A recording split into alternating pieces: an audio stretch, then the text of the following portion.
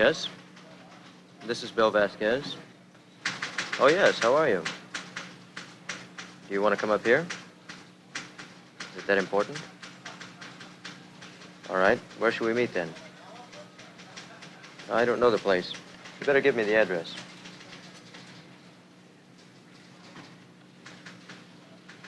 Okay, 8:30 tonight. See you then.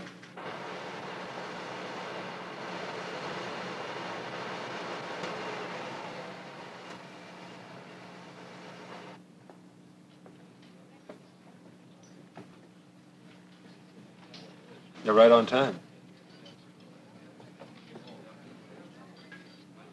What'll it be? Coffee, please. Refill? Yes, thanks. Here.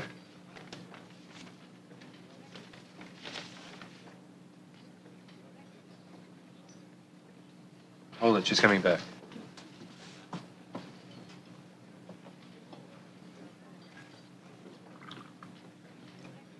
Anything else?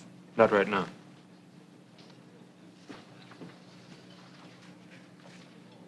Why would he leave stuff like this just lying around? I don't have any idea. Will you print it? I'll have to talk to my editor first. But you'll try. I'll try. I want to be protected in this. You can't reveal my name. I won't. Under any circumstances. I can't tell you how vital it is. Don't worry. I always worry.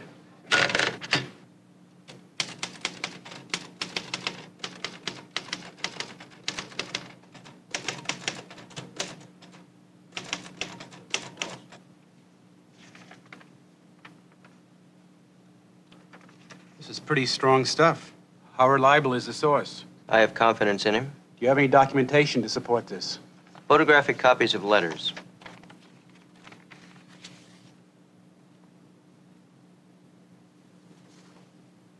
I'm going to have to consult with the paper's attorney before I give you the go-ahead on this.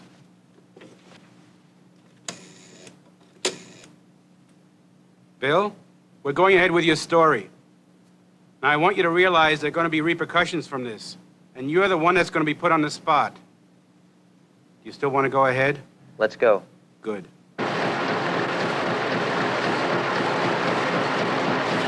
On top of the news today, Mongolian border incident and a senator reported to be in on the take. Bill Vasquez, columnist for the Clarion Tribune, reported today that Senator Robert Pritchard accepted a large sum of money to use his influence to help an applicant get a license for a television station. Mr. Vasquez asserts that Senator Pritchard set up meetings between the unnamed applicant and a commissioner for the Federal Communications Commission. For this, the senator supposedly received the sum of $35,000. Senator Pritchard vehemently denies the charge. I will not dignify Mr. Vasquez's wild allegations by bothering to answer them. I'm not in favor of censorship in any form, but this is the kind of irresponsible reporting that makes me wonder whether some restraints shouldn't be placed on the press. In another part of the world, there are persistent rumors of a clash between China and Russia on the remote borders of Mongolia. Are you William E. Vasquez? Yes, I am. I'm serving you with a subpoena for a grand jury hearing. I've received a subpoena to appear before the grand jury.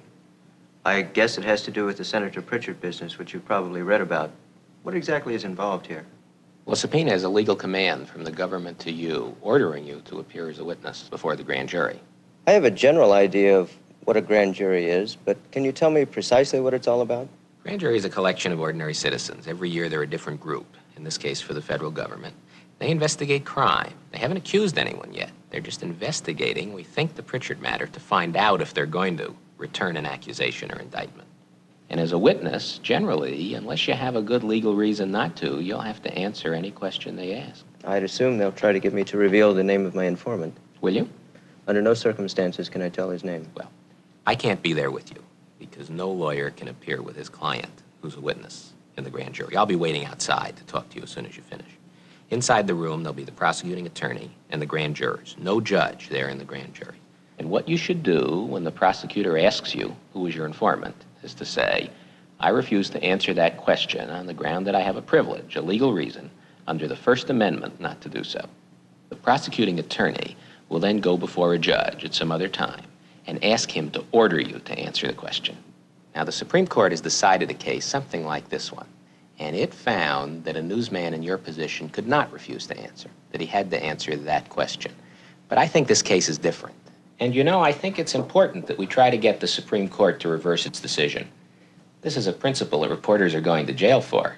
And in the argument before the judge, I think we have a 50-50 chance to win. But if we lose, and the judge orders you to answer the question and you still refuse, you can be sent to jail for contempt and have to stay there until you answer the question. I don't care. I won't reveal his name. This grand jury will come to order. Madam Prosecutor, if you will outline the reasons for our convening today, we're ready to hear your first witness. Ladies and gentlemen, the case that we're investigating today involves charges of bribery and undue influence against a high public official, a U.S. senator, as a matter of fact. Our witness is a newsman who wrote a story making these charges.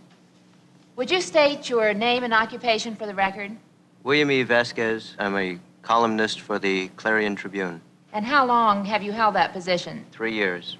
In the course of your occupation, Mr. Vasquez, did you have occasion to write a story making certain charges against Senator Pritchard? Yes, I did. Now, Mr. Vasquez, I'm going to show you this newspaper and ask you whether this is the column that you wrote. Yes, it is. Now, that column is based upon certain documents, is it not? That's correct. Do you have those documents? No, I do not. I have photographic copies of the documents, which I will make available to the grand jury members. Where were you when you got them? I prefer not to answer the question. Was it a public or a private place? I'd rather not answer the question. Oh, come now, Mr. Vasquez. You can tell us whether it was a public or private place, can't you? No, I cannot. Who else was there when you received the documents? I prefer not to answer the question. We are investigating a very serious charge against a United States senator, a criminal charge. And it is your duty as a citizen to cooperate with this investigation. Now, think seriously about that, and let me ask you again. Where did you get those documents? I prefer not to answer the question. Mr. Vasquez, are you aware that if you continue to refuse to answer these questions, I can go upstairs to a judge and have him order you to answer them? Yes, I am. And that if you then continue to refuse, that you can be jailed for the life of this grand jury, which is 18 months? I am aware of that. Mr. Vasquez, once more, who was it that gave you these documents? I plead the privilege of the First Amendment. Mr. Vasquez, there is no such privilege, and you give me no choice but to seek an order compelling you to answer these questions. Madam Prosecutor, I understand that the purpose of these proceedings is that you are seeking from this court an order that Mr. Vasquez be required to answer certain questions which you have put to him before a grand jury. Is that correct? Yes, Your Honor. Your Honor, as you know, we have a grand jury sitting downstairs, and we are investigating charges of corruption and possible bribery against a United States senator. The charges are based upon a newspaper story written by Mr. Vasquez, and he now refuses to tell us who it was that gave him the information upon which his story was based. Now, this is the next logical step in our investigation. We are very anxious to talk to the source of Mr. Vasquez's information. We want to know from him whether these documents were real or forged. We want to know if he has other documents which bear on Senator Pritchard's activities. Therefore, we would like for the court to order Mr. Vasquez to answer the questions. And as Your Honor knows, there is no basis for his refusal. Congress has passed no law giving him the right to refuse to answer these questions. Thank you. May we now hear from the attorney for Mr. Vasquez. Your Honor, the prosecutor says that Congress has made no law giving the reporter a right not to testify. That's not the way to put it. The way to put it is to start with the First Amendment to the United States Constitution, which says that Congress, and that means the courts and grand juries and other government agencies, shall make no law or engage in any act that abridges freedom of the press. And what is the freedom of the press? The freedom of the press is not the press's right. The freedom of the press is the people's right. The people's right to know information, especially about politics and their government, and especially information that their government may not want them to know.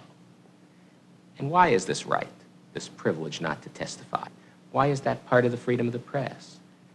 In case after case, every affidavit that has been submitted by every newsman in those cases say the same thing. Those newsmen need to be able to promise their source, their informant, that the name will not be known in order to obtain the information. Such a respected reporter as Erwin Canham, editor of the Christian Science Monitor, says in one of those affidavits that over 50%, over one-half of every story in the Christian Science Monitor rests on a confidential source, on the ability of the Monitor reporter to say to the source, your name will not be known. Now, in another case, the United States Supreme Court has ruled that the newsman in that case did not have a right to refuse to testify. But that case was different. First, the newsman in that case had witnessed a crime. He'd seen a crime actually being committed. In this case, we simply have a newsman who promised the source that his name would be kept confidential. In that case, there was a critical, final vote for the majority by one of the judges on the Supreme Court. And in his opinion, that judge said that what really must be done is that in each case, we must weigh the claims of the First Amendment, of freedom of the press, against whatever claims the government may be making as to why it needs the information. Let's look at this case. Why does the government need the name of this informant? It doesn't. It has the copies of the documents. It has the fundamental information. It knows where to investigate. It can determine the authenticity of the documents from the copies. From the information in the copies, it could know where to subpoena to get the originals. It doesn't need the name of this informant. But what's on the other side? On the other side, we would not have this information at all. The informant would never have divulged it in this case or in countless others like it, unless the newsman can protect the name of his source. After all, this is a serious allegation against the United States Senator. An allegation that he took a bribe, a large bribe, to use his influence to help someone get a license for a television station. Without Mr. Vasquez's informant, that possible corruption of a public official would never have come out. But in addition, Your Honor, it is clear that if and when Your Honor refuses to order the reporter to answer the question, it will begin a process of rethinking through the entire rule in all courts. And ultimately, the United States Supreme Court itself will decide to change its mind, to change its rule, as it has often done, and will say that because of what this case and cases like it illustrate, there must be a general rule giving reporters the right not to testify under the First Amendment. Now, is this right of a person not to testify before a grand jury unusual? In fact, that's what's so ironic about it, because other people who have far less important claims on our attention than reporters in this case have that right. Lawyers don't have to testify about what their clients tell them. Doctors don't have to testify about what their patients tell them. Even husbands and wives can refuse to testify about information that passes between them. Now, surely, if lawyers can refuse and doctors can refuse and husbands and wives have the right to refuse, in this case, which is not only at least as important, but which involves fundamental rights of freedom of the press, this is the strongest case for us to say there is a privilege not to testify. What is really at stake here, Your Honor? What is really at stake is the most important and fundamental rights in a democracy. Our democratic form of government rests on the citizens' ability to obtain information. And the way citizens obtain information is through freedom of the press, not for the interest of the press, but through their interests. And what we know is that unless the reporter can promise his informant that his name will not be disclosed, unless the source's name can remain confidential, much of the information the people need to know will not be known. Your Honor, we urge you not to order Mr. Vasquez to answer this question about the identity of his informant. We urge you to stand with the First Amendment. Thank you. Thank you, counsel. Madam Prosecutor, do you wish to reply? Your Honor, we've heard a good deal from counsel for Mr. Vasquez about the First Amendment and the right of the people to know. But of course, the First Amendment is not all there is to the Constitution. There is also the Fifth Amendment, which says that in federal courts, people will not be charged with serious crime until the grand jury has investigated it. The grand jury comes to us through long centuries of Anglo-American history. In our society, people from the community decide whether there is going to be a criminal charge. We don't leave that up to special policemen or special prosecutors. And in a sense, a very real sense, the grand jury is the people. And the grand jury has a right to know in this case. And we are being obstructed in this business by the refusal of Mr. Vasquez to give us information that we need. Of course, counsel for Mr. Vasquez says we don't need this information. And in the long run, Your Honor, he may be right. It may turn out that the testimony of the source of these documents is not important to the investigation. But we can't really know that, can we, until we talk to him? And we can't talk to him if we don't know his name. Now, we are told that if Mr. Vasquez answers this question, a very heavy price will be paid. And what is that? Well, as I understand it, the price is that somewhere, somehow, someday, in some case that we can only guess at now, another unknown informant will not come forward because he will fear that his name, too, will be revealed in a criminal investigation. Now, Your Honor, we don't know if that's true or not. But we do know that people give information out of many motives. They come forward because of hate, because of public interest, idealism, because of the need for money. And they will continue to come forward out of these motives, even if there is a chance that their names will become known. We do know that in many states, there is no newsman's privilege, and yet papers are printed. People apparently come forth with items of public interest. In fact, it seems to have very little effect on the operation of a free press. Perhaps the most interesting thing about the arguments that have been made here this morning, Your Honor, is the fact that exactly these same arguments were made to the Supreme Court of the United States and rejected.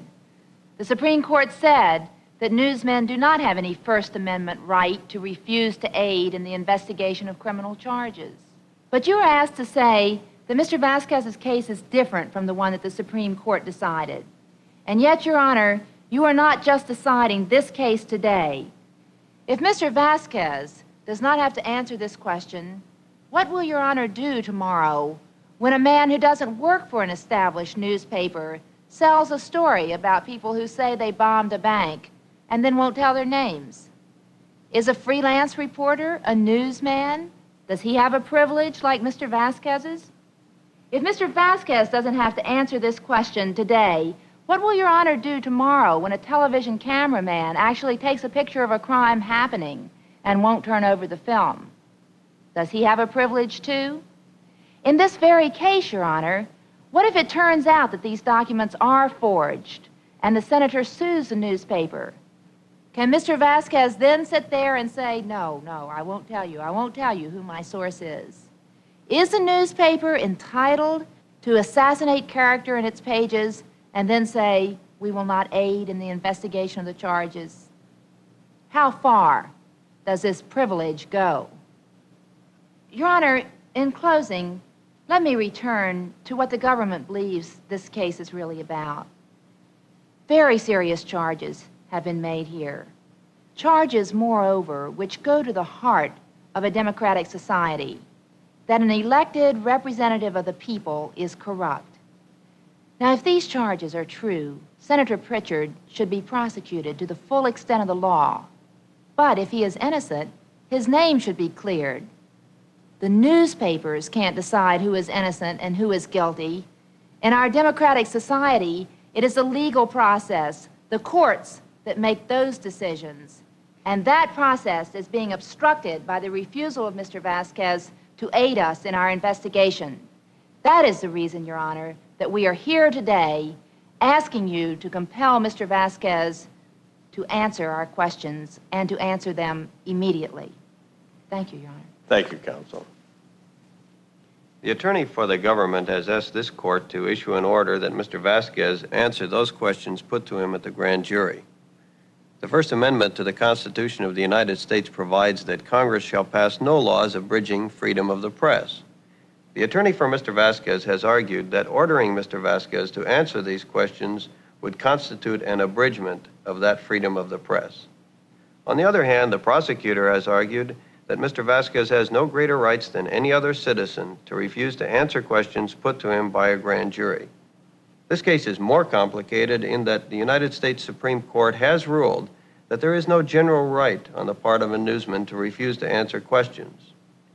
Mr. Vasquez's attorney has been quite candid in suggesting that in fact what he ultimately wants is an across-the-board privilege. But if we do that, will not the people be denied their right to investigate serious crimes? I would like a few minutes to reread the Supreme Court decision. Accordingly, we'll be in recess for 1/2 hour, at the end of which time the court will return and render its decision. Thank you.